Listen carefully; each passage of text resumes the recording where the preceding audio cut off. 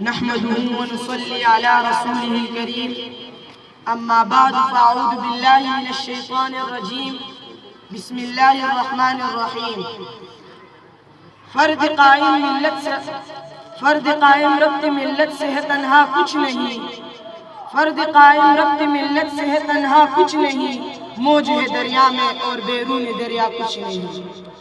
صدر ذی وقار، معزز مہمان، قابل قدر اساتذہ کرام اور میرے ہم سفر ساتھیوں، السلام علیکم ورحمۃ اللہ وبرکاتہ۔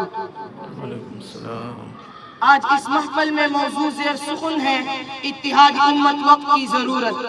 وقت کا تقاضا یہ ہے کہ امت مسلمہ ایک وحدت کی حیثیت سے آپس میں مل کر اتحاد و اتفاق سے رہے۔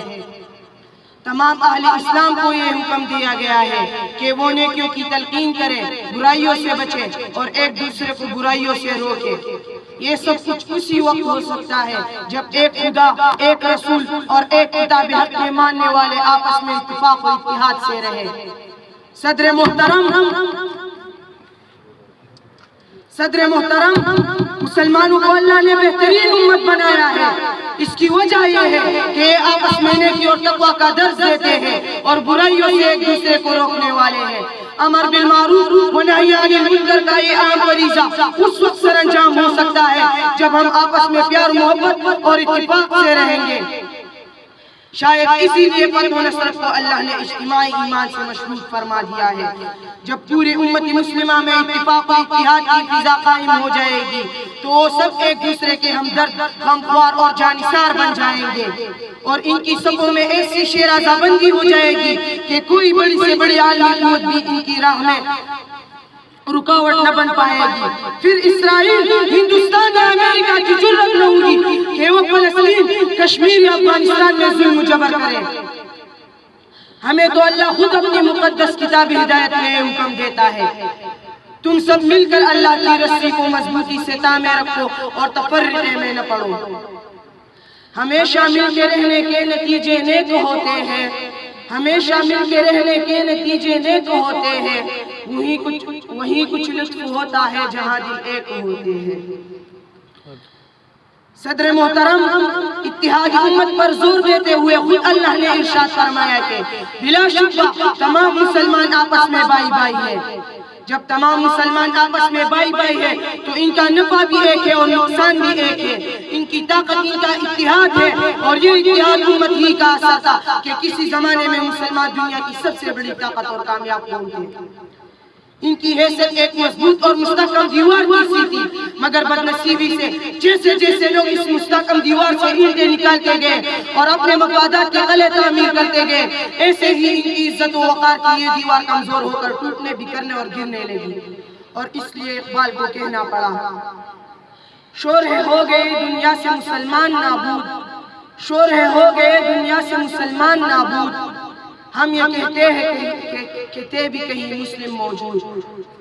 وزامتن و نصارات تمدن میں ہنود، وزامتن و نصارات تمدن میں ہنود، یہ مسلمان ہے جنہیں دیکھ کے شرمائے یہود۔ یوں تو سید بھی ہو افغان بھی ہو، یوں تو سید بھی ہو مرزا بھی ہو افغان بھی ہو، یوں تو سید بھی ہو مرزا بھی ہو افغان بھی ہو، تم سبھی کچھ ہو بتاؤ تم مسلمان بھی ہو۔ محترم صدر مجلس، ہم نے قرآن اور قرآن کی تعلیمات کو پس پش ڈال دیے ہیں، اس لیے آج ہم مخلوق الحلال اور پریشان ہیں۔ موجودہ حالات پکار کر کہہ رہے ہیں، وقت کا اہم تقاضا یہ ہے کہ ہم مسلمان اتحاد و اتفاق کی فضا قائم کریں۔ تاریخ اس بات پر شاہد ہے کہ قوموں کا عروج زوال، اقبال مندی اور سربلندی، ترقی، تنزل اور خوشحالی میں اتفاق و اتحاد، باہمی اخوت و ہمدردی اور باہم کے اختلاف و انتشار اور باہمی نفرت و عداوت بہت اہم کردار ادا کرتے ہیں۔